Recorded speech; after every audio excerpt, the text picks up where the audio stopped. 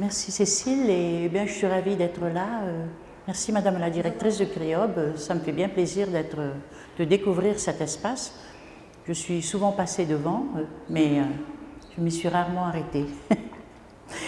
Donc effectivement, j'ai rencontré Cécile en septembre lors des Journées du patrimoine au cours d'une visite guidée de la danse des costumes. Alors la danse des costumes numéro 2. La première exposition, je l'ai faite en 2006. Et un peu plus de 10 ans après, la deuxième exposition. Et en fait, voilà, s'agissant de matériaux extrêmement fragiles, puisque nos costumes sont des costumes, ils sont composites, hein, il y a à la fois des fibres, il y a des coquillages, il y a des plumes, donc c'est un matériel, c'est une collection qui est assez fragile et qui en vérité va sortir environ tous les 10 ans. Alors, je crois qu'avant de commencer, il est important, je voudrais quand même que vous sachiez comment le musée de Tahiti a acquis cette collection qui aujourd'hui dépasse les 200 exemplaires de costumes de danse. Eh bien, de danse de Ori Tahiti, de danse tahitienne. Eh bien, ce sont les costumes qui ont été que l'organisateur du Heiva, la Maison de la Culture, pendant de longues années, tous les ans, tous les groupes qui rentrent dans la compétition, qui participent au Heiva et Tahiti, remettent un costume traditionnel. Le couple, un monsieur et une dame. Et dans les années 90, eh bien, cette collection est arrivée au musée, après, pour certains de ces costumes, avoir été conservés, mais pas du tout conservés, en vérité, entreposés à la Maison de la Culture. Donc ils sont maintenant au musée et ben, j'en ai fait l'inventaire. Donc c'est quand même une belle collection. Il faut aussi savoir que le fait d'organiser cette magnifique exposition en 2006 eh bien, a permis d'augmenter le nombre de costumes de la collection historique. La collection historique aujourd'hui elle comporte entre 15 et 20 costumes parce qu'ils sont dépareillés. Et que parfois j'ai le sentiment que cette coiffe pourrait aller avec cette taille, mais aujourd'hui je n'en suis pas certaine. Étant à la retraite depuis le 1er juin, eh bien, je vais pouvoir maintenant consacrer davantage de temps aux archives et essayer de retrouver des documents qui me permettraient de reconstituer les ensembles si c'est possible. Donc le fait qu'on ait organisé cette exposition et le réel engouement du public pour cette exposition eh bien, a attiré l'attention de généreux donateurs, la plupart étant en métropole ou aux États-Unis, et qui du coup nous ont envoyé des costumes qui étaient dans la famille, des fois depuis 2 ou 3 générations.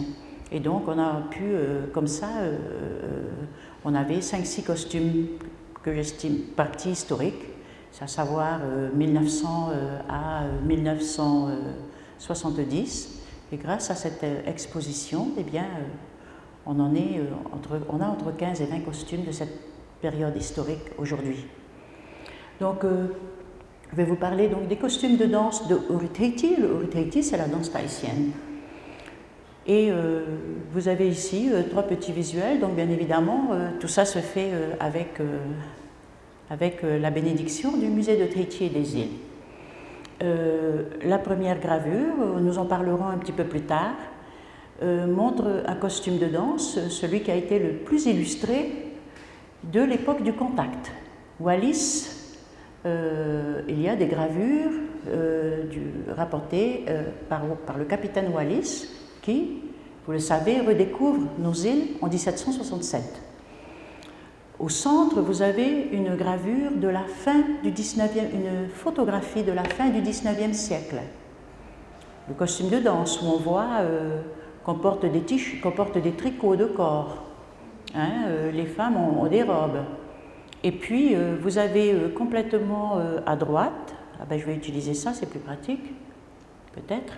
Vous avez ici le costume qui a gagné le Grand Prix du Heiva 2018, l'absolument remarquable, magnifique costume du groupe Hei Tahiti.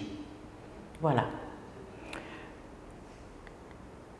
Alors, On va commencer par le début. Il y a donc une petite partie, c'est difficile de parler uniquement des costumes de danse, d'autant plus qu'ils ne sont pas là. Et l'évolution du costume de danse est directement liée à l'évolution de l'histoire de la danse. Vous avez donc ici cette gravure qui nous montre, qui a été prise en 1769 par le capitaine Cook à Raiatea. Et on y voit cette danse hura, qui est une danse qu'on montre dans un hôte qu'on accueille, un visiteur de prestige. On voit qu'elle a lieu, qu'il y a une petite maison de danse, un fare ori. Hein, c'est un simple auvent qui protège les musiciens, et vous avez ce magnifique costume qui a vraiment été très très illustré, parce que voilà, ils ne s'attendaient pas à trouver un costume d'apparat avec une telle prestance dans les îles des mers du Sud. Vous voyez que les deux danseurs sont beaucoup plus simplement habillés de pareo.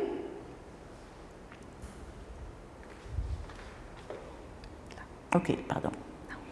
Sont habillés tout simplement de pareo, et ce costume qu'on retrouve dessiné par de nombreux dessinateurs des voyages de circumnavigation, eh bien, il est entièrement composé en tapa. Et nulle part n'est fait mention de ce qui est aujourd'hui devenu le marqueur du costume de danse tahitien, et qui est le muré.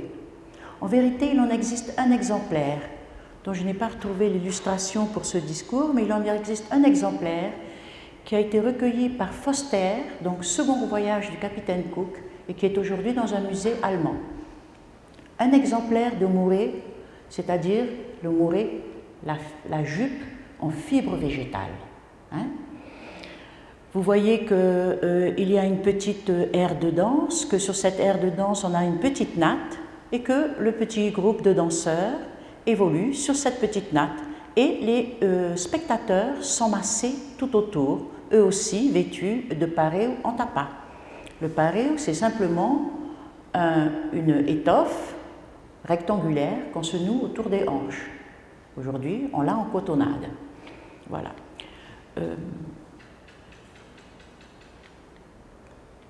Vous avez ici, parce que il n'y a pas de danse sans musique, ou rarement, et vous avez ici deux magnifiques dessins qu'il me tenait à cœur de vous montrer, d'abord parce que celui-ci a été réalisé par Tupaia, qui est le premier Polynésien à avoir voyagé avec le capitaine Cook, et qui est notamment a participé à aider par sa connaissance de la navigation.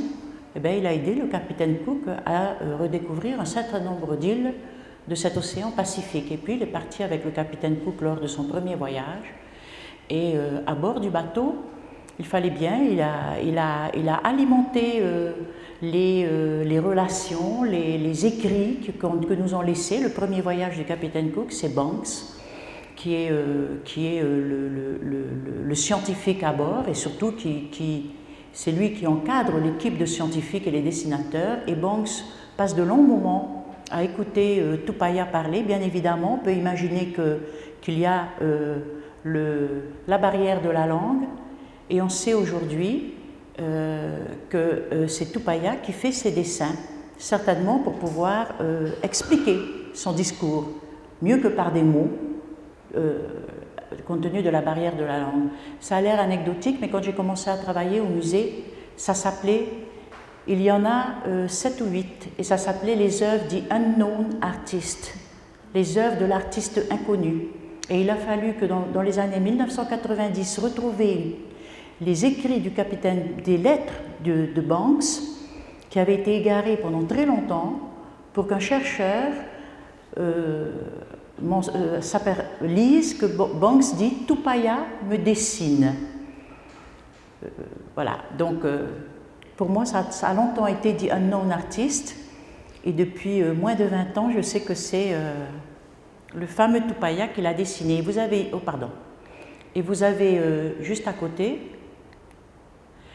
la gravure de Parkinson, hein, qui est le dessinateur officiel du premier voyage du capitaine Cook et qui nous montre un joueur de flûte de vivo avec un pareo. Il est enveloppé dans un pareo et surtout il porte un tiputa. Le tiputa, c'est le poncho. Et ce poncho-là est en fibre tressée, avec décoré sur les côtés par des franges qui peuvent être en morée, c'est-à-dire en fibre de puro. Et de l'autre, sur la... Oh mince, je crois qu'il va falloir que tu viennes m'aider là. Et sur la première gravure, vous voyez que vous avez deux joueurs de vivo, la flûte nasale, qui sont simplement vêtus d'un maro. Hein, le maro, c'est ce long rectangle, une longue bande de tapa, en fait, qui est un cache-sexe. Et à côté, vous avez les deux joueurs de po. Le po, c'est le tambour avec une membrane sur lesquels on tape avec les mains, et ils sont eux vêtus avec le tiputa, et dessous on voit qu'il y a également un pareo. Le tiputa, c'est le poncho, ceux-là sont en tapa. Le costume, ce fabuleux costume de la danse hura, eh bien, est entièrement fait en tapa. Alors, qui l'interprète? Qui sont ces jeunes femmes qui sont représentées ici? Eh bien, ce sont d'abord des filles Ari, des filles de la noblesse de l'ancienne société polynésienne, des Ari, des filles de chef. Comment le savons-nous? Tout simplement parce que ce qu'elles portent, ce costume est composé des éléments les plus précieux de cette ancienne société polynésienne. Était précieux le tapa, qui faisait l'objet de dons, et qui était surtout également, pour pouvoir fabriquer ce tapa, eh bien c'était un travail extrêmement pénible qui était effectué uniquement par des femmes, les pieds dans l'eau toute la journée, donc c'était vraiment, le tapa était un bien extrêmement précieux. Ce costume est également composé, ici, la ceinture s'appelle Tatua Ohina. C'est en fait, ce sont des plumes de frégate noires, Ota. Et vous avez également cette coiffe sur la tête, s'appelle tamo.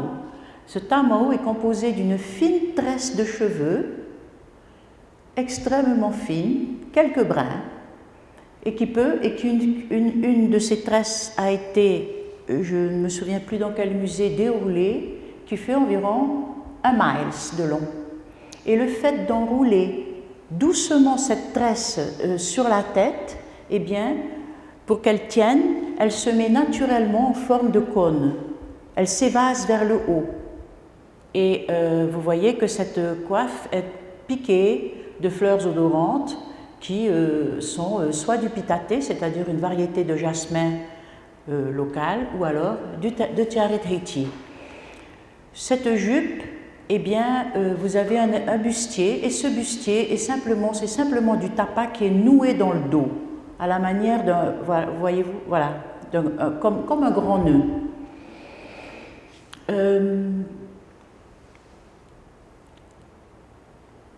Le tapa, qui semble donc, d'après les illustrations qu'il nous reste de cette époque du contact, eh bien, le tapa semble être l'élément, le costume de danse, la base du costume de danse. Ce tapa, il est fabriqué à partir de quelques plantes de notre environnement naturel. Vous avez en tout premier lieu le haute. Haute, Broussonetia papyrifera. Les Polynésiens sont venus avec. Quand on est parti, quand on a quitté l'Asie du Sud-Est et qu'on a embarqué sur de grandes pirogues doubles et qu'on a commencé à partir vers l'Est à la recherche d'îles où s'installer et où prospérer. Et puis, bien évidemment, ce n'était jamais que des îles, donc au fil du temps, eh bien, ces îles devenaient trop petites pour une population de plus en plus nombreuse. Donc une partie de cette population rembarquait sur des pirogues et allait toujours plus loin vers l'Est. Donc nous sommes venus avec 80 plantes utiles. Sur nos pirogues, nous avons voyagé avec femmes, enfants, les navigateurs. Les navigateurs partaient préalablement sur des embarcations beaucoup plus légères. Ils partaient en voyage d'exploration. Et étant donné qu'il naviguait contre les vents et les courants, si il ne trouvait pas des îles ou une terre hospitalière, eh bien il se laissait porter par les vents et les courants pour revenir à leur lieu d'origine. Et après plusieurs voyages d'exploration, il savait que selon tel cap, en suivant telles étoiles, il y avait la possibilité de trouver une terre inhabitée et d'aller s'y installer. Donc ils sont partis sur ces grandes pirogues avec femmes, enfants, les navigateurs bien évidemment, des embarcations qui pouvaient avoir jusqu'à une cinquantaine de personnes et des cochons, des chiens, des poulets, des rats comme passagers clandestins. Et quand ils sont arrivés dans nos îles, ils sont arrivés avec 80 plantes utiles. Ce sont des plantes médicinales, alimentaires ou simplement utilitaires, comme par exemple ce Broussonetia papyrifera qui, lui, vient directement d'Asie du Sud-Est. Bien évidemment, au cours de leur voyage, il y a des plantes qu'ils ont ramassées, qu'ils ont récoltées au fur et à mesure de leur port, de leur refuge. 3 autres plantes, en plus du aouté, servent à fabriquer le tapa, le uru, l'arbre à pain. C'est pas possible. Non, mais là, c'est pas possible.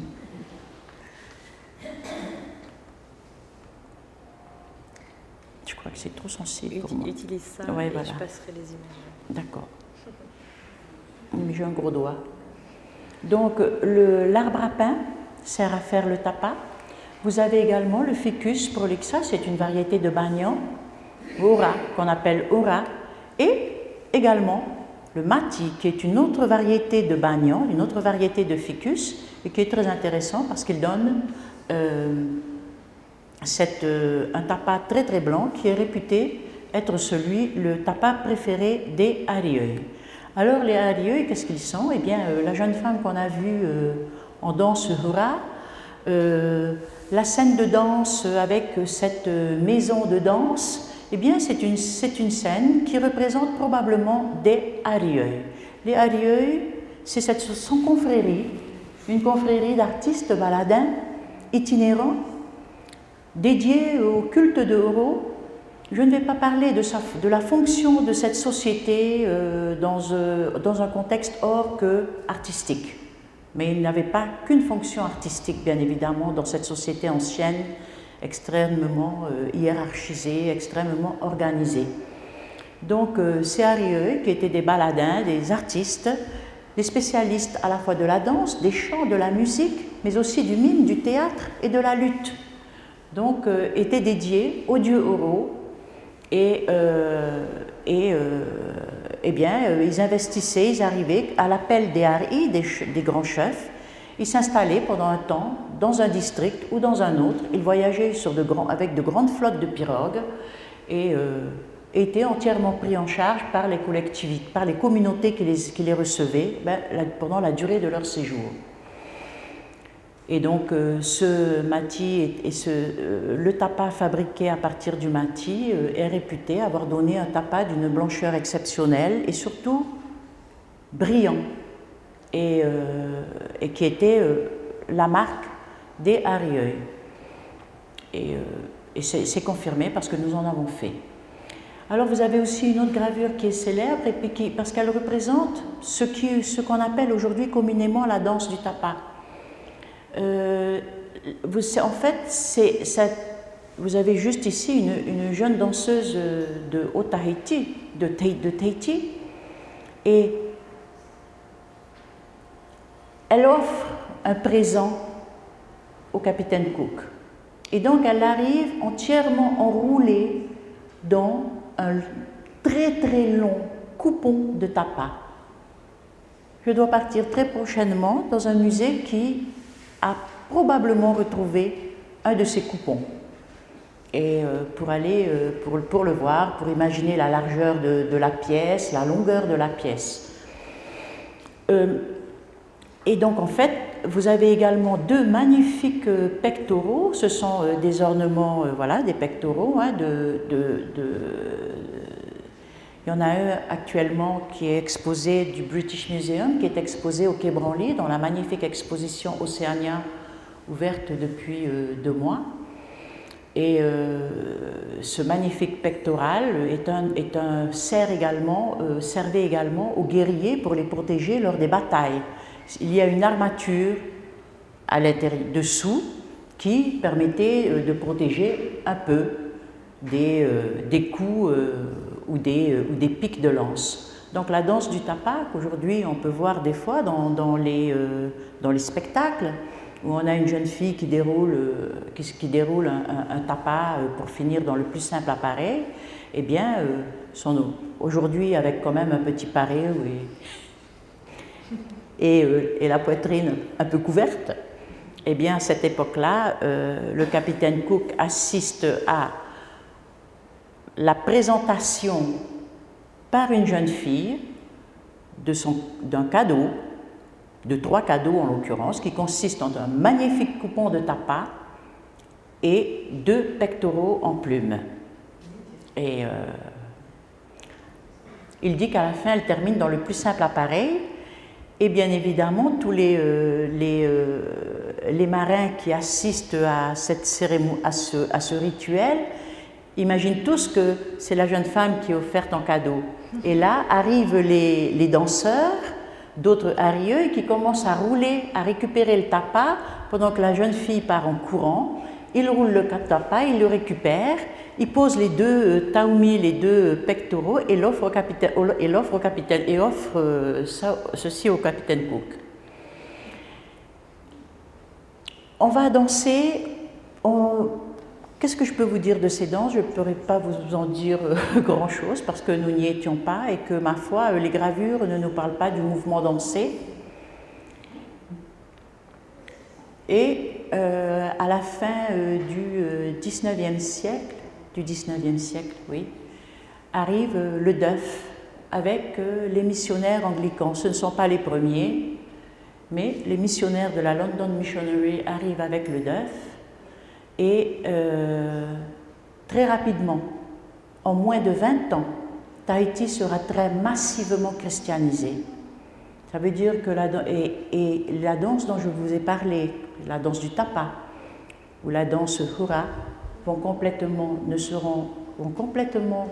seront plus produites dès 1815, dès que les missionnaires ont une influence sur Pomaré.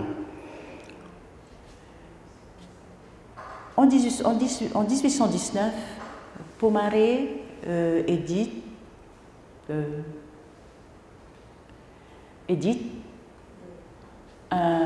le code Pomaré, et ce code, il ne cite pas clairement la danse. Ce code précise que le tatouage va être interdit. Et d'une certaine manière, il s'en prend à Rieuil, à cette confrérie. Et parce que la confrérie des Arieuil, eh bien, avait des étapes d'initiatique, 8 stades qui étaient matérialisés physiquement par des tatouages. Et les Arieuil à Tahiti, je ne parle pas des Marquises, des Samoa ou des Tonga, où les individus étaient parfois entièrement tatoués. À Tahiti, le tatouage existait. On a des témoignages, on a des dessins des tatouages tahitiens, mais le corps entier n'a jamais été tatoué. Et parmi les personnes les plus tatouées, il y avait les Arieuil, puisque au fur et à mesure qu'ils montaient en grade dans la confrérie, eh bien, des parties de leur corps étaient tatouées. Donc, s'en prendre au tatouage, c'est quelque part s'en prendre à la confrérie des Arieuil, et également aux fêtes itinérantes. Donc c'est assez subtil, parce que les fêtes itinérantes, les fêtards itinérants de l'époque sont les Arieuil. Arieuil qui sont les dépositaires des arts, de la musique, des danses, du chant, de la lutte, voilà. Donc la danse va être interdite de 1819 à 1881. Des témoignages rapportent qu'on danse à l'écart des communautés. Dans toutes les communautés, dans tous les districts autour de l'île, vous avez toujours un missionnaire qui est installé et qui veille sur ses ouailles. Mais la nuit, un peu loin des missions, on danse. Cependant, toutes les danses rituelles, comme la danse hura, qui était faite pour accueillir un hôte de prestige, la danse du tapa, ou les danses qui avaient lieu également dans un contexte religieux, eh bien toutes ces danses, elles, n'existent plus. C'est vraiment le côté ludique, festif de la danse qui continue à s'exercer pendant 60 ans, loin des yeux de la commune, loin des yeux du public. En 1880, nous devenons français le 29 juin et le commandant de marine, qui est à l'époque, qui occupe les fonctions en quelque sorte du haut-commissaire d'aujourd'hui, il représente l'État, le commandant de marine décide qu'à l'occasion du 14 juillet, toutes les communautés du tour de l'île, des Mataïna, des divers districts sont invités à venir à Papeete montrer leurs chants, leurs danses et leurs sports traditionnels. En faisant cela, à l'occasion de la fête de la Bastille, bien sûr, du 14 juillet. Et en faisant cela, il règle aussi un contentieux avec les anglicans, avec ces pasteurs anglicans, parce que pendant les 60 ans, entre 1819 et 1880, eh bien, ces pasteurs ont tout fait pour évincer la France de nos îles. Voilà. D'ailleurs, donc, il fait d'une pierre deux coups et on recommence à danser. Alors, vous voyez là une tenue de danse, de chanteurs de 1884 ou 85. On a adopté le costume européen, ça fait plus de 60 ans qu'on ne fait plus de tapa, tout simplement parce que les missionnaires ont souhaité, dès qu'ils ont été que nous nous sommes convertis, bien qu'on se rhabille, donc ils ont commencé à importer des cotonnades. En important ces cotonnades, ils se souvenaient quand même que certains des tapas parmi les plus prestigieux avaient des impressions de motifs floraux. En fait, dans les tapas tahitiens, contrairement aux tapas des Samoa et des Tonga, où vous avez des motifs géométriques qui sont peints sur les tapas, à Tahiti, eh bien, on trempait une feuille de fougère dans une teinture et on l'appliquait. C'est ce qui fait qu'aujourd'hui, notre pareo a un motif floral. Ces premiers missionnaires, au début, ils commandent des tissus à pois, des tissus à carreaux, mais pour être sûr que les Polynésiens et les Polynésiennes se réapproprient ce vêtement et cette étoffe qu'ils ne connaissent pas, eh bien, ils vont très vite commander des motifs pareo, le pareo d'aujourd'hui, avec des fleurs. Donc vous voyez, on est habillé, ça fait 60 ans qu'on est habillé et on commence le premier tiuré, voilà une tenue de danseur, on rajoute juste quelques couronnes, on fait, hop, voilà.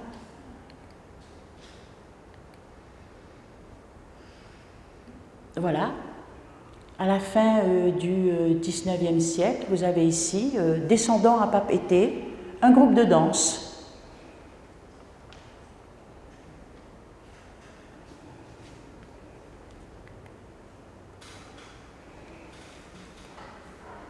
Je pense que j'ai oublié une gravure. Voilà, celle-ci est très belle. Donc pour Marie, c'est droit à la France. Et bien qu'on n'ait pas fait du tapa, très vite, depuis 60 ans on n'en fasse pas, eh bien les districts qui viennent et qui sont tout contents de venir se produire à Papeete pendant le mois de juillet. Juillet en tahitien, ça se dit Tiuré. Donc cet événement du mois de juillet va pendant longtemps s'appeler, pendant 100 ans s'appellera Tiuré. Eh bien, ils viennent à Papeete, ils sont tout contents, ils refabriquent du tapa. Et vous avez ici ces gravures magnifiques. Là, on est là, place Taraheuil, hein, c'est le kiosque de la place Taraheuil. Et vous voyez un groupe de danse bien installé avec des grandes robes mission faites en tapa, décorées, voilà. Mais on reste quand même, ça reste vraiment, on est encore très vêtu. Hein. On est loin de ce qu'on connaît aujourd'hui. Et vous voyez le tiputa, qui a été porté dans la gravure que nous avons vue plutôt, celle de la scène de danse. Le tiputa était porté par les musiciens. Hein, et vous avez ici une danseuse, entre guillemets, qui porte un tiputa sur sa robe mission.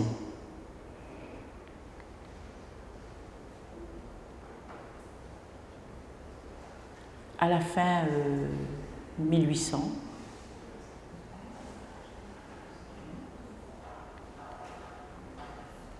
et on redécouvre le moré.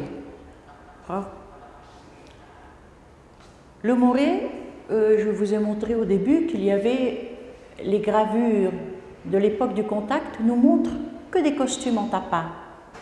Cependant, Foster, par exemple, nous explique que le tapa est utilisé pour les représentations publiques, les grands événements, mais qu'on danse très facilement avec une toute petite jupe de fibre. Et il en rapporte un exemplaire. Enfin, il y a encore un exemplaire. Donc le moré existe. Il dit aussi que cette jupe de fibre, elle est sous la grande robe de tapa de la danse hura, qu'il y en a plusieurs couches et que ça participe à donner du volume, de l'ampleur à ce tapa. C'est ce que dit Foster. On sait aussi que ces franges faites en moré, eh bien, elles décorent tous les farés Arieuil.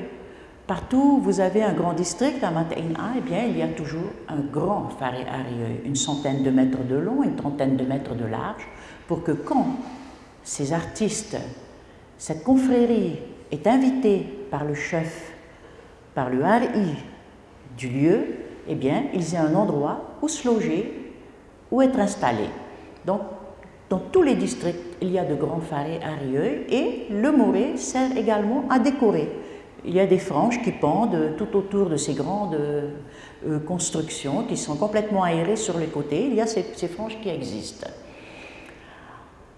À la fin du XIXe siècle, on a la plantation d'Atimaono. Atimaono qui est à l'endroit où la bande côtière est le plus large à Tahiti. Eh bien, il y a une plantation d'Atimaono. Stewart, un Anglais, décide de faire une plantation. Pour cela, il fait venir une communauté des îles Gilbert et Ellice, aujourd'hui Kiribati, et des îles Marshall, qui vont venir et travailler à la plantation d'Atimaono. Alors, il faut juste savoir, parce que c'est quand même pas de chance. Aujourd'hui, dans le monde entier, quand on montre un moré, on dit ça vient de Tahiti. D'accord? S'il y en a qui n'ont jamais cessé de porter le moré, ce sont bien ces communautés de Micronésie, comme les îles Marshall, les îles Kiribati, elles n'ont jamais cessé de porter, d'avoir leur costume en moré. Et donc cette communauté qui arrive et qui s'installe à Atimaono, eh bien, elle coupe les pourreaux, les hibiscus tiliaceus, il y en a partout le long des rivières, et puis elle fabrique des morés. Donc tout ça rappelle aux Polynésiens à cette époque que, ma foi, il y a une alternative au tapa qui est de fabrication pénible et difficile, et ils vont se réapproprier le moré, qui, je le répète, existait déjà puisque nous en avons un exemplaire apporté par Foster de Tahiti dans un musée allemand et qui a été exposé il y a moins de 10 ans à Honolulu.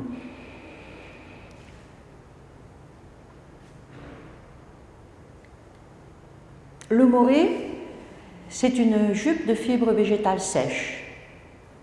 Moré, ça veut dire jupe de fibres végétales sèches. Le moré du costume de danse. Elle est obtenue à partir de l'écorce de cet arbre. Il y en a plein à Montréal, donc je suppose que vous savez tous que cet arbre sert à faire le moré.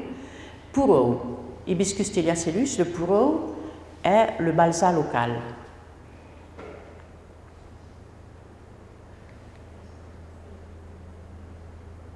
Oui, là je me suis trompée, celle-là elle aurait dû être avant.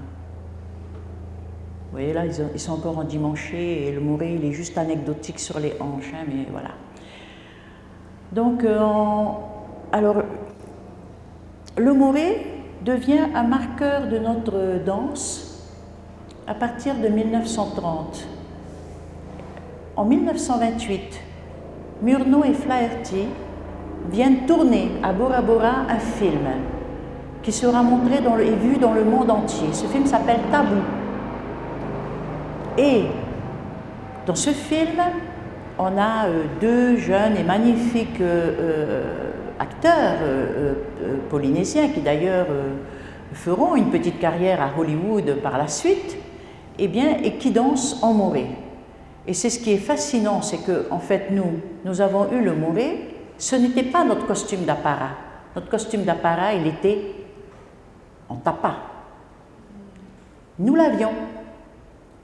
Et on le redécouvre. Pendant 60 ans, on ne fabrique plus de tapa, on ne danse pas, sauf le soir, loin des petites communautés.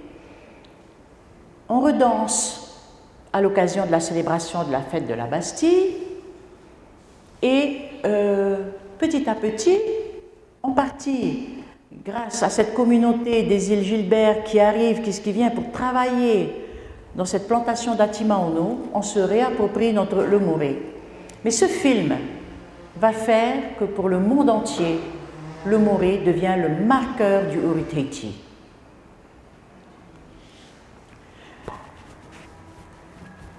Alors petit à petit, vous voyez, on ne va pas passer de la tenue qu'on a vue tout à l'heure à celle-ci, avec le petit bustier tapé à titi que vous voyez là. Hein. Non. Entre-temps, on a fini par laisser tomber les grandes robes mission, et puis on a attaché des paréos avec le moré par-dessus. Dans les années 1930-1935, on voit beaucoup de costumes comme ça, beaucoup de photos où on voit des jeunes femmes avec un paréo attaché de là jusqu'au genou et le moré par-dessus. Donc quand même, on s'est découvert les bras. Et c'est qu'à partir de 1950 qu'on va, en suivant un peu la mode occidentale, hein, on va enlever tous les vêtements et garder plus que la jupe en fibre et se couvrir les seins de noix de coco ou de petits balconnets comme vous le voyez ici. En 1955, on a la renaissance du Uritaiti qui est due à cette grande dame. Oh, elle n'était pas si grande, hein, mais la coiffe était vraiment imposante. Et toute sa vie, Madeleine Moai, toute sa vie, elle a toujours eu des coiffes absolument imposantes. En 1955, Madeleine Moai est une institutrice, et cette institutrice a eu l'occasion de partir en métropole. Et en France, elle voit partout où elle va, eh bien, il y a de la danse. Elle fait un tour en Provence, et puis, comme ça, elle peut voir de la danse provençale. Elle va visiter, elle traverse la Bretagne, elle voit des danses bretonnes, des danses folkloriques, des ballets folkloriques de ces régions. Elle va en Alsace, elle voit des danses alsaciennes, et elle se dit, mais il y a un problème. Notre danse à nous, mais elle est aussi belle. En vérité, elle pense, la nôtre, elle est beaucoup mieux. La nôtre, elle est gaie, voilà. Et elle dit, mais sauf que chez nous, depuis 100 ans, un peu moins de 100 ans, 1880-1955, on ne danse qu'à l'occasion du Heiva. On est dans cette configuration où tous les ans, pour le 14 juillet, qui chez nous dure un mois, parce que bien évidemment, les festivités du Tiuré durent un mois. tous les districts descendent à Papeete. Ils arrivent avec leurs trucks, ils arrivent d'abord avec leur voiture à cheval et puis après avec leurs trucks. Ils descendent sur le toit des trucks, il y a toutes les pirogues. Ils viennent avec leurs poulets vivants, leurs cochons. Ils viennent avec les papis et les mamies qui vont cuisiner. Ils viennent avec les danseurs, les chanteurs de Jiménez, de chants traditionnels, les rameurs qui vont ramer. Et tout ce beau monde s'installe pendant un mois. Et un soir, on a le district de Paea qui va danser. Et puis après, ce sera le lendemain ou le surlendemain, ce sera le district de Papara. 3 jours après, ça va être un autre district qui va danser. Les chants dans la journée, les compétitions de danse. Donc le Tiurei dure un mois et finalement c'est bien pour ça que cet événement, ce festival des chants, des danses et des sports traditionnels et des jeux traditionnels, et bien pour le nom de Tiurei. Et donc elle dit mais c'est pas et voilà, ce qui veut dire que si vous arrivez au mois de septembre, ben vous ne voyez pas de danse, il n'y a pas de danse. Donc Madeleine Moa a dit c'est pas possible et elle crée pas le premier groupe s'appelle Arieux, il est créé par Mémé de Montluc, on l'a oublié, son groupe n'a duré qu'1 an. Mais Madeleine Moa, en fait, en 1956, crée un groupe qui s'appelle Heiva Tahiti. Alors, Heiva Tahiti, c'est très bien trouvé comme nom, hein, parce qu'en fait, Heiva, c'est le nom c'est le nom des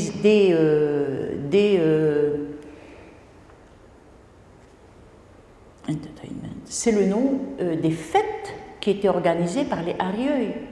À l'époque ancienne, danser c'est Orira, la fête dans laquelle les Arieux vont danser, vont chanter, vont faire un peu de lutte, ça s'appelle un Heiva.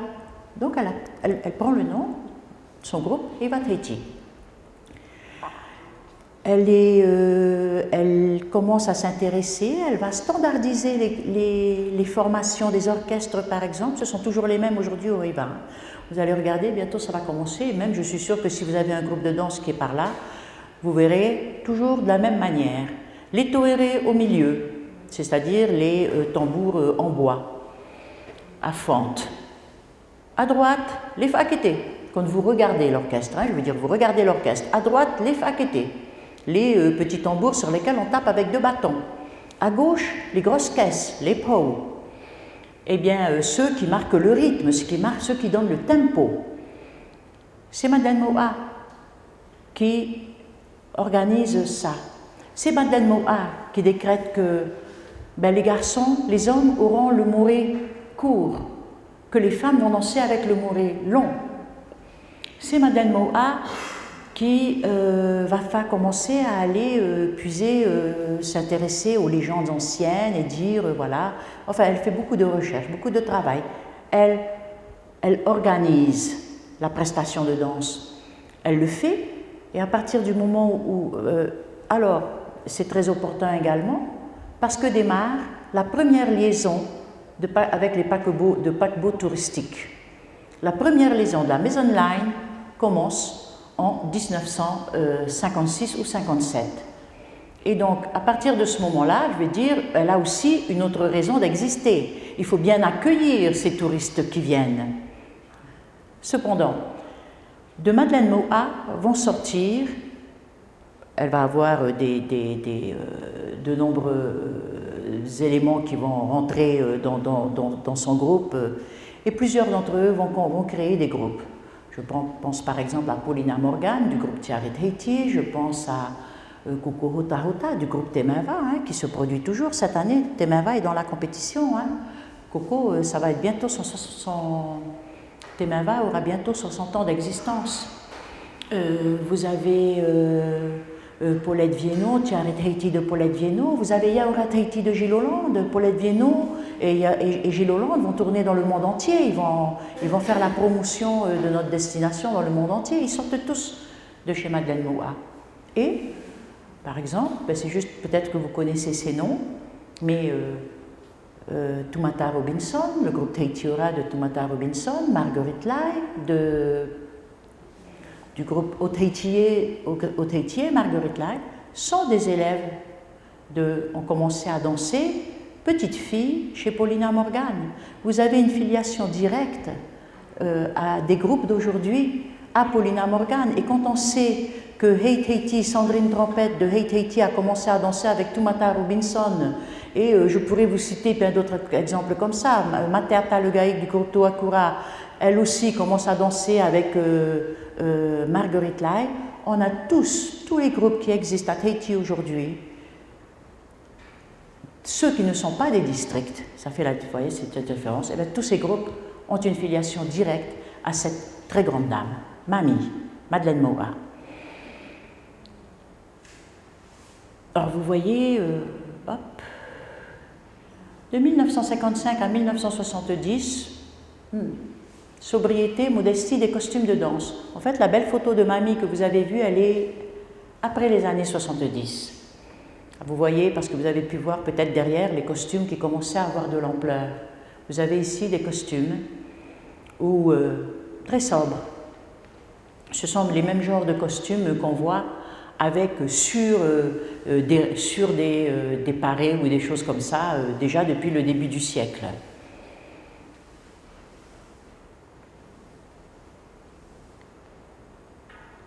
À partir des années 70, qu'est-ce qui explique en 10 ans le passage de costumes d'une incroyable sobriété à cela? Deux choses. La renaissance, non pas de la danse, la renaissance culturelle.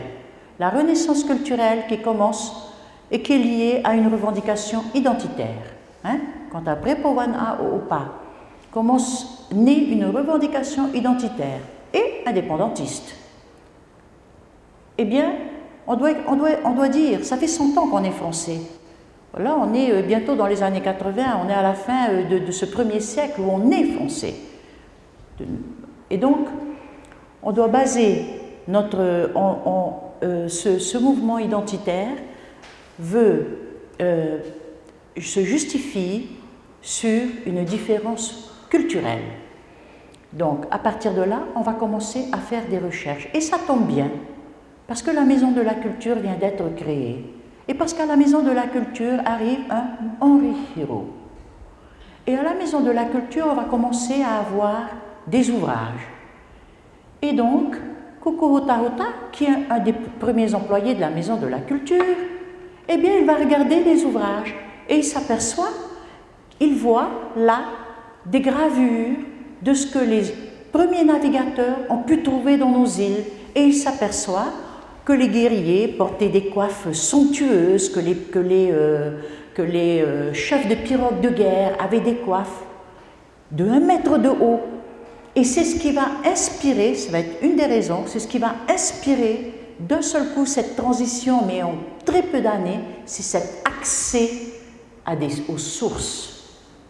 Et cet accès aux sources que permet la Maison de la Culture. La Maison de la Culture, la maison ouverte à tous, où des livres sont installés et où tout le monde commence à chercher, faire des recherches. En fait, il y a 3 choses. Deuxième chose, la Société des études océaniennes, qui existe depuis 1917. Eh bien, la Société des études océaniennes, dans les années 60, eh bien, elle s'intéresse au marais Aroro. Et je ne sais pas trop par quelle tractation, la Société des études océaniennes, qui, vous le savez, est une société savante, une société d'érudits, et qui, eh bien, elle se retrouve en charge du marais Aroro. Et c'est la Société des études océaniennes qui va faire entièrement reconstruire un marais Aroro pour en faire un site touristique. C'est quand même un peu bizarre, quoi. Aujourd'hui, je ne vois pas vraiment la Société des études océaniennes allant faire s'occuper des manifestations au marais Aroro. Eh bien, en tout cas, ils l'ont fait. Et c'est pareil, ils reconstruisent un marais, et puis à partir de là, ça devient un site pour des reconstitutions historiques. Donc il y a là une petite élite artistique qui fait des recherches. Et puis, la deuxième chose, c'est que dans ces mêmes années-là commence la culture de la perle noire. Culture de la perle noire veut dire nacre à profusion, ce que nous n'avions pas auparavant. Nous avons toujours eu des nacres dans nos eaux. Il fallait aller les plonger et ce n'était pas donné à tout le monde. Il y a toujours eu des nacres. Mais là, on commence la culture de la perle noire. Et donc, des fermes partout se développent et les nacres arrivent, très bon marché. Voilà, c'est ce qui explique, vous voyez, ce foisonnement, c'est la conjonction de tous ces phénomènes. Et surtout, je crois la chose la plus importante, c'est l'accès aux sources. On se désinhibe, on n'est pas que de bons chrétiens qui allons tous les dimanches, comme ça fait à ce moment-là, ça fait plus de 100 ans, habillés, corsetés dans des robes moumou. La robe moumou, ça veut bien dire ce que ça veut dire, c'est la robe où on est complètement, vous voyez ce que je veux dire? Là, on se désinhibe, et voilà, avec. Donc vous avez ici cette magnifique photo de Coco Hota Hota de 1977, regardez ce costume, il est absolument somptueux, et vous avez Gilles Hollande du groupe Yaoura Tahiti juste à côté, avec une de ses assistantes. Donc, voilà, le Heiva continue. En 1985, en 1984, le statut de l'autonomie est adopté. Ce statut de l'autonomie qui nous donne bien évidemment des devoirs et des obligations et qui nous maintient dans le giron de la République, eh bien, il nous donne quand même aussi, oui, pas que des devoirs, des droits. Et ce droit, eh c'est, on décide notamment de rebaptiser le Tiurei en Heiva, qui est le nom qui était autrefois donné aux performances des Arieux. Vous avez ici une belle photo du costume de Hei Tahiti en 2013. Hein. C'est un costume qui est aujourd'hui au musée et qui est le Grand Prix du plus beau costume traditionnel de 2013.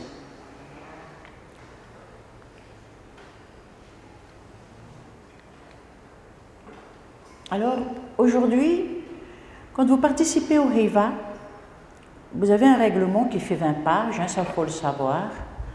Il faut vraiment être courageux. Et dans ce règlement, au niveau des costumes, vous avez 3 obligations. Vous avez l'obligation de venir avec 3 costumes différents. Vous aurez un costume traditionnel, c'est celui que nous conservons au musée.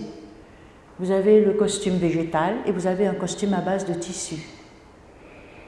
Vous avez ici 2017, Tamariki Poerani, avec ce très très beau costume du kéré, du mouré. Le kéré, c'est la petite enveloppe fibreuse qui entoure la très jeune feuille de cocotier. La très jeune feuille de cocotier, quand elle sort du centre du cocotier, eh bien, il y en a 2, en fait, elles sont accolées comme ça, et elles sont enveloppées dans une enveloppe fibreuse. Au fur et à mesure de la pousse de ces 2 feuilles qui sont au centre du cocotier, l'enveloppe fibreuse va s'ouvrir, se déchirer, et ça nous donne une matière qui est remarquable parce qu'elle est quasiment, elle n'est pas imputrescible, mais elle est vraiment solide.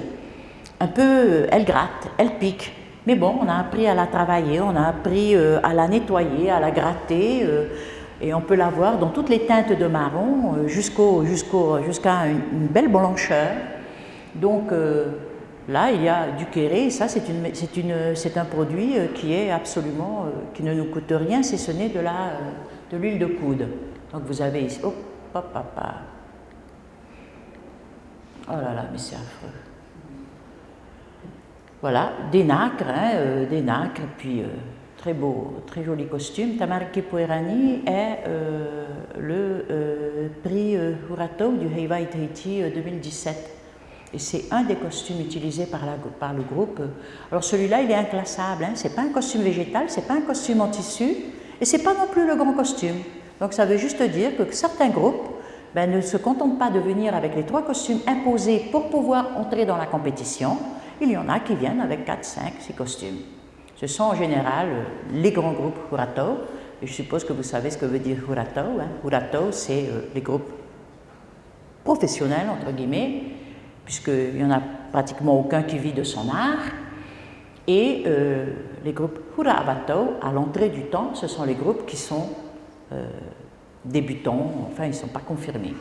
Et vous avez ici, en 2016, un costume végétal qui gagne le prix du costume végétal du Heiva 2016 avec Hei Tahiti, une création de Freddy Fagu. Vous voyez, le thème de Hei Tahiti cette année-là était les oranges. Donc il y a des oranges partout.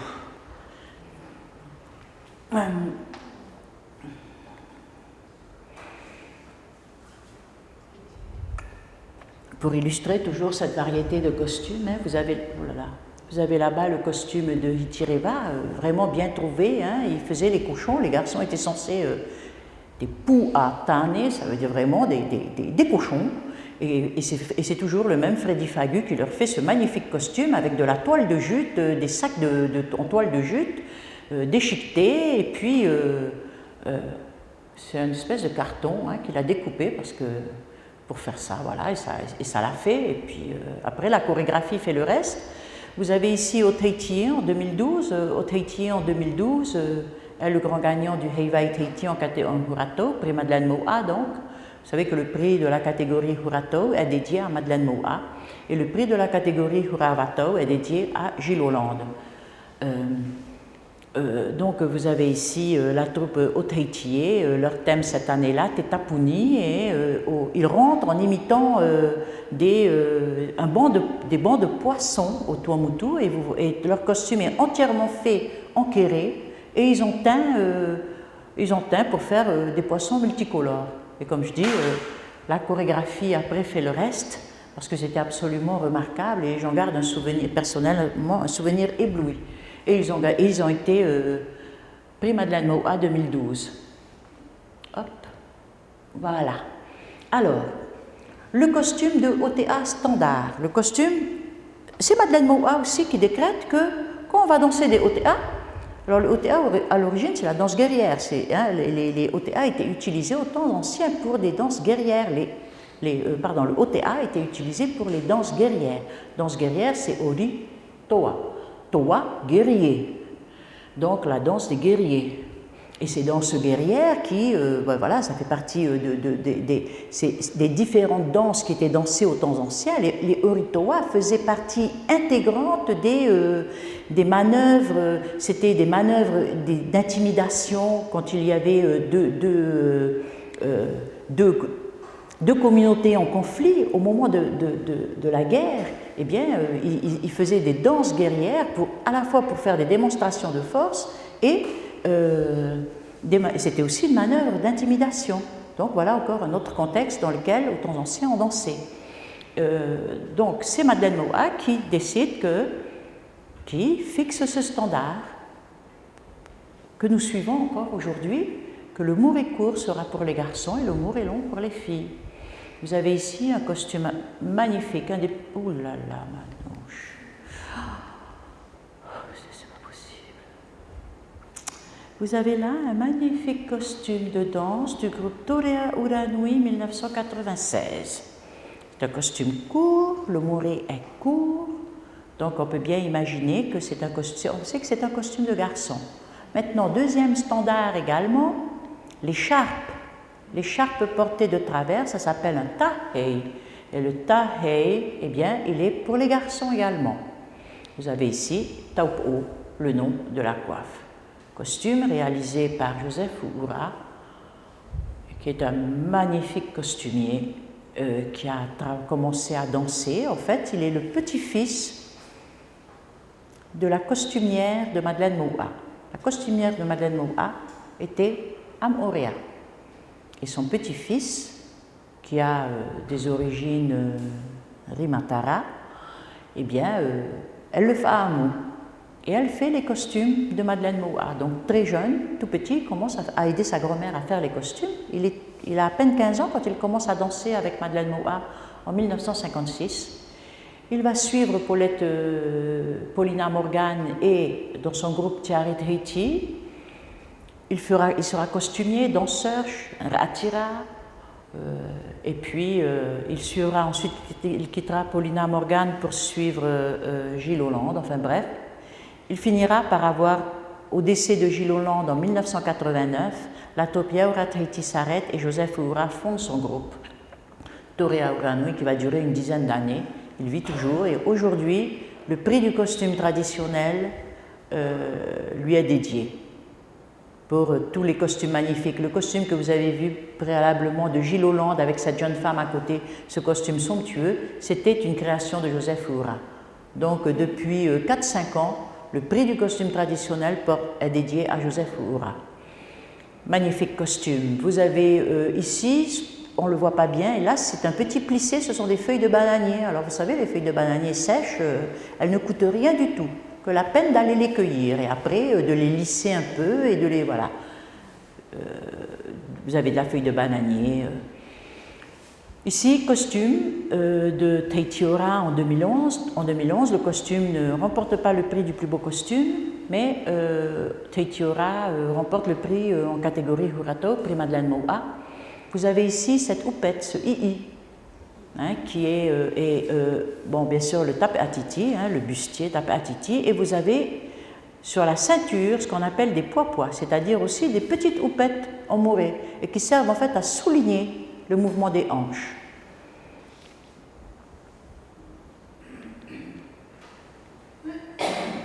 Autre costume, vous avez celui-ci de Oteitier en 2005, qui est un costume très simple, avec du mouret, et puis, enfin très simple, c'est une façon de parler, hein, quand même le faire, beaucoup de produits, quasiment en dehors du mouret qui est Hibiscus tiliaceus, le pourreau, tout ce qui compose ce costume est issu du cocotier.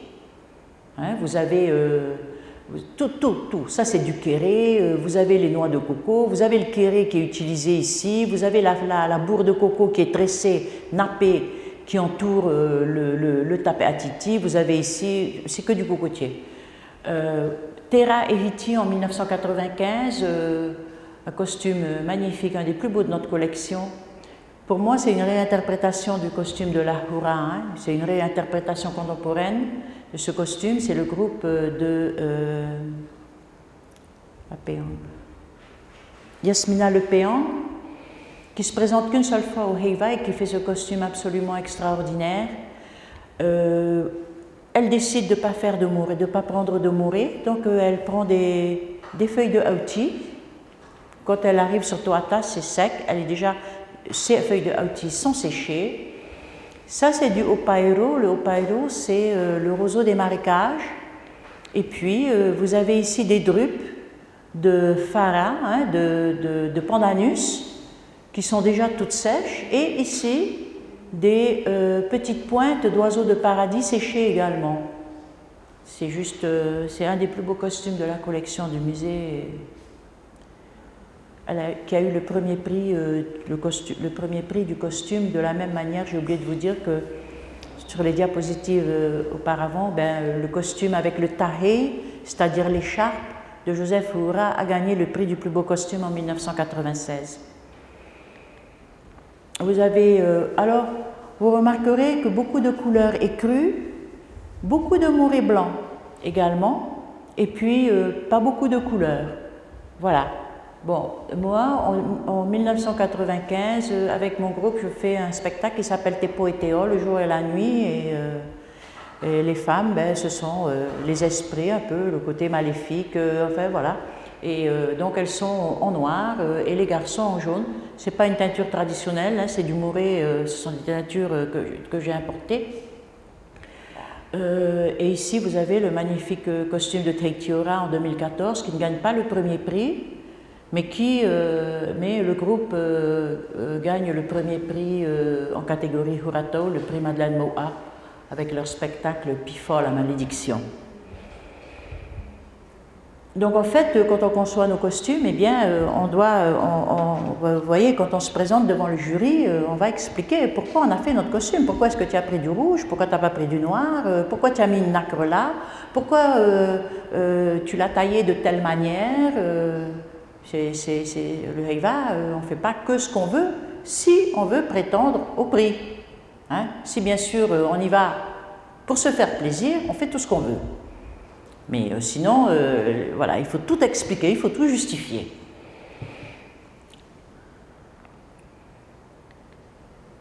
Alors, vous avez... Ah mince, je crois que j'ai oublié d'enlever le B. Enfin, vous avez le premier costume qui était le costume traditionnel et vous avez aussi le ahupareu, le costume en pareu qui est obligatoire.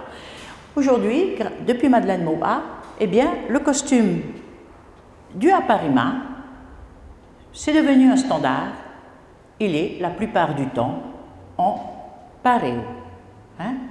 Ce nouveau, voilà, le tapa des temps anciens aujourd'hui, puisqu'on n'en fait plus. Le paréo, pour les garçons, il se porte de deux manières. En tijéré, voilà, c'est mon fils. Hein. Touari, conservatoire 2012, meilleur danseur, en 2012, il est meilleur danseur du Heiva et Tahiti, et l'année suivante, en 2013, il sera médaillé d'or du conservatoire. Et ici, Toanui Mahinui, qui est aujourd'hui l'enseignant de danse au conservatoire, et lui, il porte un maro. Vous voyez, le maro, ça aussi, c'est quelque chose qu'on a retrouvé au moment de la Renaissance culturelle. On ne dansait plus en maro, ça ne se faisait pas. Et c'est Koko Hota avec Henri Giraud, qui réintroduit le maro, que portaient les anciens Polynésiens quotidiennement. Alors vous avez ici un costume de Nona Here en 2011. Et ce costume est remarquable d'abord parce qu'il passe pour être le costume en paréo, bien que voilà, il est écru. Mais ce qui est surtout formidable, c'est que je vous parlais tout à l'heure du kéré, que quand on le nettoie vraiment bien et qu'on le blanchit, eh bien on peut avoir une fibre d'une blanche très blanche. Ben, le costume de Nona Here, et dessus il y a des appliques de ce fameux kéré. Hein, c'est pour vous dire à quel point on peut arriver à travailler cette fibre qui est gratuite, qu'on trouve comme ça sur les arbres. Il faut aller la chercher, il faut la nettoyer, il faut travailler. Et voilà, ça peut faire quelque chose de magnifique et on le voit très souvent, très rigide, très dur, marron, plein de saleté. Ben, il faut le nettoyer, il faut le gratter, il faut le mettre à tremper et le renettoyer et le regratter. Voilà. Et vous voyez ici que Nona Here, Matani Kainuku réussit à en prendre des lambeaux et on a l'impression que on dirait presque du tulle, c'est du kéré. C'est absolument magnifique. Et puis vous avez ici une autre interprétation, hélas je n'ai pas encore réussi à retrouver le nom de ce groupe, mais moi je suis fascinée, je trouve ça vraiment incroyable, qui a réussi à faire sa propre réinterprétation du costume de la Hura en paré. Vous voyez, elle a réussi à faire cette espèce de gros bouffon qu'il y avait dans le costume ancien de la Hura. Et ici, vous avez, c'est un mixte de végétal frais et de paréo, puisque ici, vous avez, c'est le riz blanc, hein, c'est ce lys dont on utilise le tronc, hein, qui est pas très grand en général, de cette hauteur-là, et puis une fois qu'on a enlevé l'extérieur, eh bien, on se retrouve avec des fibres à l'intérieur assez épaisses, hein, des fois 5 mm d'épaisseur, d'une blancheur absolue, doux au toucher, et voilà. Bon, les danseurs savent ça, mais quand on les voit comme ça au bord de la route, on ne se rend pas compte qu'il y a une telle beauté juste en enlevant la couche extérieure de l'écorce, du tronc. Autre genre de parés qui sont utilisés au Heiva, par exemple, vous avez là-bas Teitiora, hein, en 2012. C'est pas au Heiva, hein. Ça c'est dans un spectacle, dans une tournée au Japon, où on travaille une étoffe, on en fait des jupes, voilà, c'est travaillé. Vous avez ici au Tahiti en 2015, avec un paré, alors on prend un tissu pas très cher comme le frauti, on le teint nous-mêmes. Le garçon le porte en tihéré, puis la jeune fille en paréo qui a été juste échancrée pour une symétrie des deux côtés. Et puis vous avez ici Pineinei, qui est cet événement qui a lieu annuellement maintenant depuis 4, 5 ou 6 ans au mois d'octobre et qui est organisé par Moanaura Tereiura. Et où là, eh bien, Pineinei, depuis 5 ans, il ne se fatigue pas. Il se fatigue beaucoup au niveau des chorégraphies, c'est absolument, c'est magnifique ce qu'il fait. Il travaille à partir de thèmes, il travaille avec Litera Maohi, donc vous avez des auteurs autochtones, et lui il met en scène tout ça, c'est très très beau. Il se fatigue sauf pour les costumes parce que ce sont toujours des marots blancs et toujours des parés blancs pour les filles. Et obligatoire hein, pour le heiva, le costume en végétal frais. Alors celui-là, c'est le problème. Parce que même si c'est très très fatigant de faire les grands costumes, même si ça coûte une fortune le grand costume, hein, les grands costumes peuvent coûter une fortune. Si vous avez des enfants qui dansent, faites-les. Parce que si vous n'avez pas le temps de les aider à faire leur costume et que vous demandez à quelqu'un de vous l'acheter, un grand costume de heiva coûte entre 70 000 francs à 80 000 francs. Donc il vaut mieux le faire. Hein. Il vaut mieux, dès le premier jour, se pointer et puis commencer à avancer tout doucement avec ceux qui savent. Hein. Le costume végétal, alors lui, il ne coûte rien. Mais alors, c'est l'horreur absolue. Parce que vous avez répété pendant 6 mois dans des conditions dramatiques. Sur des parkings avec les flics qui sifflent, les voisins qui portent plainte, la marée chaussée devant qui interrompt votre répétition, les convocations au tribunal, la pluie qui vous empêche de répéter, enfin, terrible. Hein. Et vous arrivez à 3 jours de la date fatidique où vous allez devoir donner le meilleur de vous-même, exploser sur scène, porter ce thème, porter ce spectacle que 200 Pékins répètent depuis 6 mois dans les conditions les plus invraisemblables, et vous devez faire votre costume végétal. Et là, c'est parti pour 2 nuits blanches. Hein? Alors déjà, vous allez chercher, mais vous voyez, le végétal frais, le problème, c'est que vous ne pouvez pas le commander, vous ne pouvez pas le chercher 3 semaines avant. 2 jours avant, on fait le tour à toute vitesse. Alors les chefs de groupe qui ont des idées géniales, ah ben cette année on va prendre du lys jaune. Oh mon Dieu, le petit lys jaune.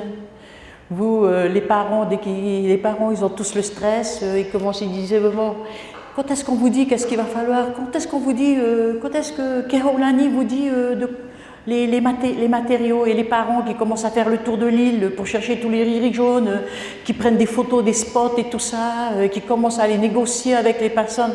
Parce qu'un riz jaune, même si vous en avez un sous la main 3 semaines avant, il ne vous servira à rien. Hein. Vous êtes censé arriver avec un jaune éclatant, frais, qui sent la sève. Donc, c'est à la dernière minute, d'accord ? Et tout est comme ça. C'est l'horreur. Mais c'est ça aussi la magie du heiva, c'est ce qui fait que c'est beau. Vous avez là un très très beau costume de Temava en 2012, très sobre, fait avec des toutes petites feuilles de fleurs de cocotier. Vous savez, quand au début, avant que ça donne presque chacune de ces fleurs va devenir un petit coco qui deviendra un grand coco un jour peut-être. Mais magnifique ce costume, absolument somptueux. Très sobre, en plus ce soir-là il a plu, hein, c'est un des tapes hauts de Temava qui va bientôt, peut-être pas cette année, l'année prochaine, 60 années d'existence, eh bien, quand Temava passe, il pleut. Donc chaque fois quand vous allez à Toata les soirs et que vous savez ça, vous prenez votre parapluie parce qu'il va pleuvoir. Voilà. Donc Temava, je ne mens pas, comme vous pouvez constater là, il se reflète. Normalement, à Toata, on ne se reflète, il n'y a pas de reflet. Là, c'est parce qu'il a plu. Voilà. Vous avez ici Hitireva en 2012, très joli costume, voilà, gai et tout. Ben, pareil, hein, aller chercher ce petit truc-là, ça pousse que dans certains marécages. C'est l'horreur. Les cotons de tout Papeete, de tout le tour de l'île sont complètement dévastés. Hein. Hitireva en 2010, Toakura en 2011. Vous avez ici ce magnifique danseur, bien évidemment. Ce costume en 2010 a le prix du plus beau costume végétal. Je n'ai pas là la photo des jeunes femmes, mais c'était assez intéressant parce que ça, on trouve ça sur les popouru, hein, les petites choses marron qui tombent des fruits de l'arbre à pain. Alors faut vraiment être un peu. Enfin, faut pas les prendre des costumiers comme ça qui vont chercher des choses invraisemblables. Et là, vous avez ici le très beau costume de Toakura, porté par Veirani Drost, magnifique danseuse qui maintenant a son école de danse. et qui est également une médaillée d'or du conservatoire. Toakura, c'est le groupe de Mateata Le Gaï, qui est également aussi une élève, entre autres, élève de Marguerite Lai, mais également médaillée d'or du conservatoire. Et vous avez ce costume végétal de Teitiora de 2011 avec Kalei Teritei, ninja. Hein. Quand vous allez à Papeete, vous voyez ce bel homme habillé tout en bleu avec le sourire. Quand c'est le Heiva, vous le voyez sur scène comme ça. Et à côté, Moena Mei Otui, meilleure danseuse du Heiva Tahiti 2011 dans le groupe Teitiora, qui est également le gagnant du prix Hurato en 2011. Ce costume est une création de Freddy Fagu. Donc Teitiora est le prix Madeleine Moa 2011, mais également a le prix du plus beau costume avec ce costume très beau et magnifique. Et vous voyez, là on les voit comme ça parce que l'objet c'est pas de parler du Heiva, c'est de vous parler un peu des costumes de danse, mais il y a tellement de choses à dire, mais sachez juste que ce n'est pas uniquement pour se faire plaisir que Freddy Fagu a choisi des outils rouges, vous pensez bien, des outils rouges, il y en a partout pour 200 danseurs. Hein. Non, vous voyez, c'est en fonction du thème. En fonction du thème qui est décliné sur 1 heure de spectacle, le chorégraphe décide bien telle partie, il est particulièrement approprié que telle partie on ait le grand costume, le costume traditionnel. À telle autre partie, ça me paraît évident que là, il doit y avoir, si vous allez à la mer et que vous portez le végétal, vous êtes sûr que déjà votre végétal, même s'il est le plus beau, il va être recadré parce qu'il y a toujours un surdoué dans le jury qui va dire « Attends, tu vas à la mer, pas en végétal. » D'accord?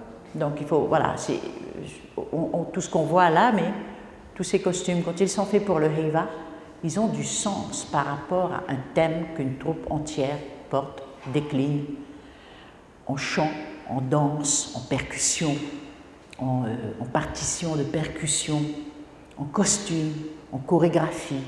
Tout doit être justifié, tout doit être expliqué au jury pour qu'il fasse son choix, et voilà.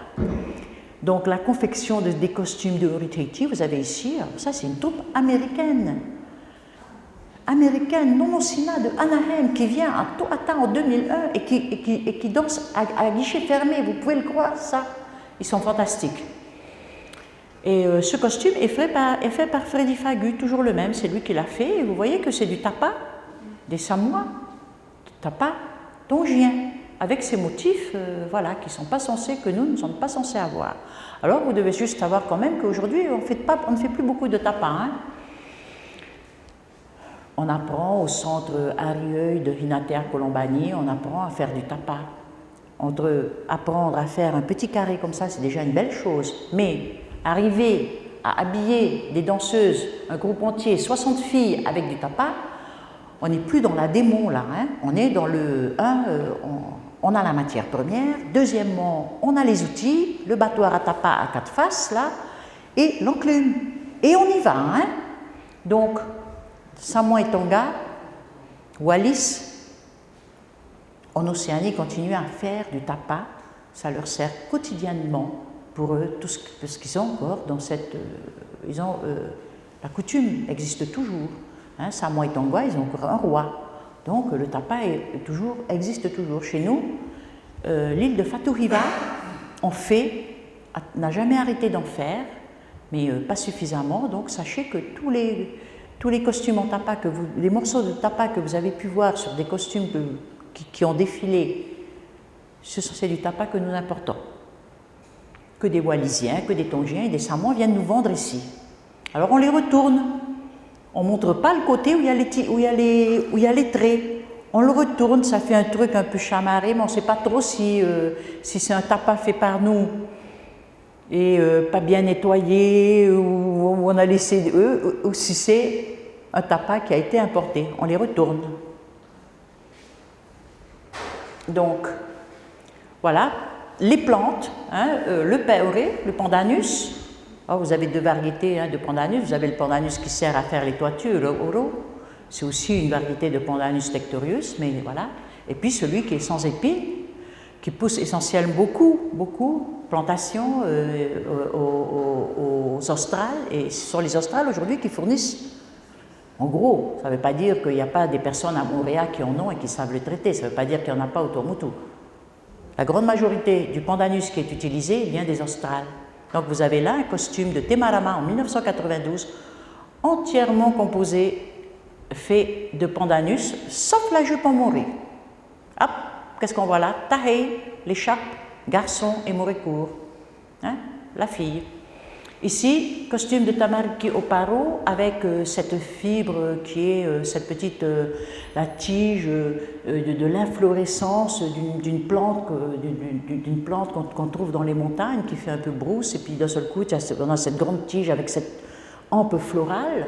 Ah, et oh, la tige, on peut en tirer une espèce de matière brillante. Bon, il faut la traiter, il faut savoir la faire. On utilise tous les savoir-faire traditionnels, sont mis au service de ces costumes de danse, pour procurer la matière première pour confectionner ces costumes de danse.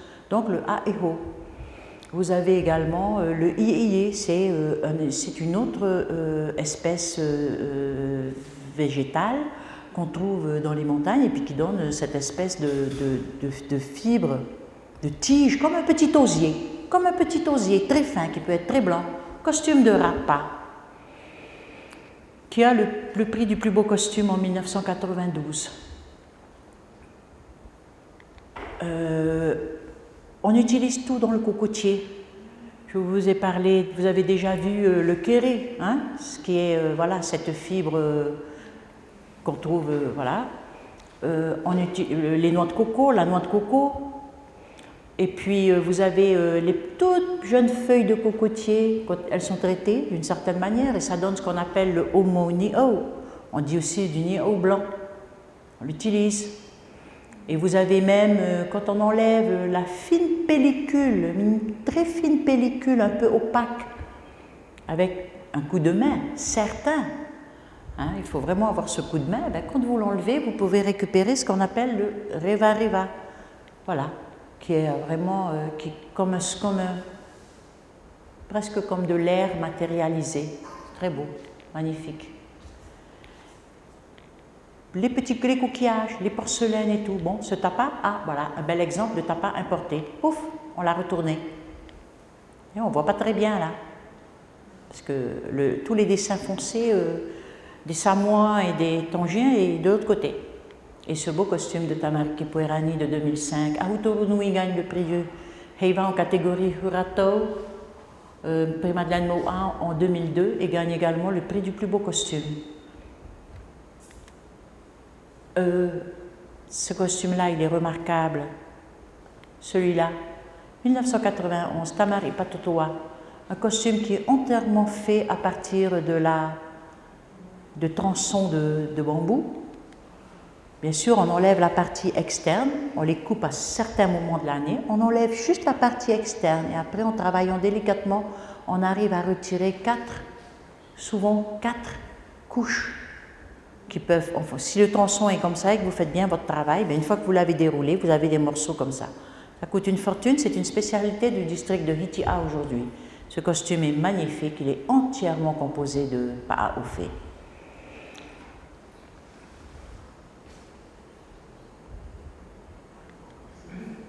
Alors, un peu pour conclure, et voilà, je vous dirais que tous ces costumes, notamment ce grand costume traditionnel qui a fait l'objet de cette exposition, de ces deux expositions au musée, eh bien, ils sont spectaculaires, ces costumes-là.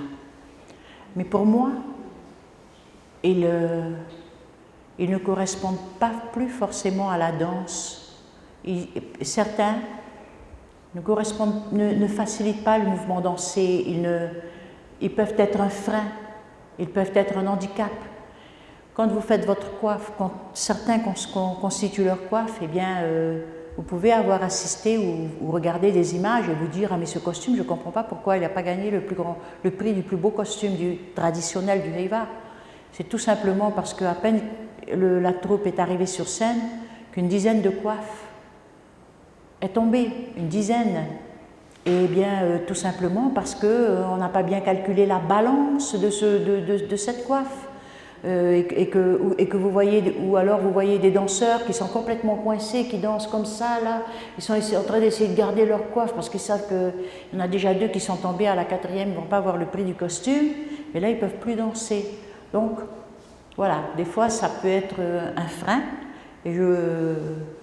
la danse, hein, ce mouvement dansé, ces costumes sont spectaculaires, ils sont beaux, on est heureux de les avoir au musée. Et on continuera à en faire, mais on n'a pas besoin qu'ils soient pour bien danser. Vous voyez? Et là, vous avez donc Touari et Patricia avec l'un juste son tihéré et elle un tout petit pareo. Et en fait, c'est vraiment dans le concours de meilleurs danseurs et de meilleures danseuses que vous voyez la danse, sans tous les artifices du costume. Je ne dis pas... Ah, coucou mon frère. Désolé mon petit frère.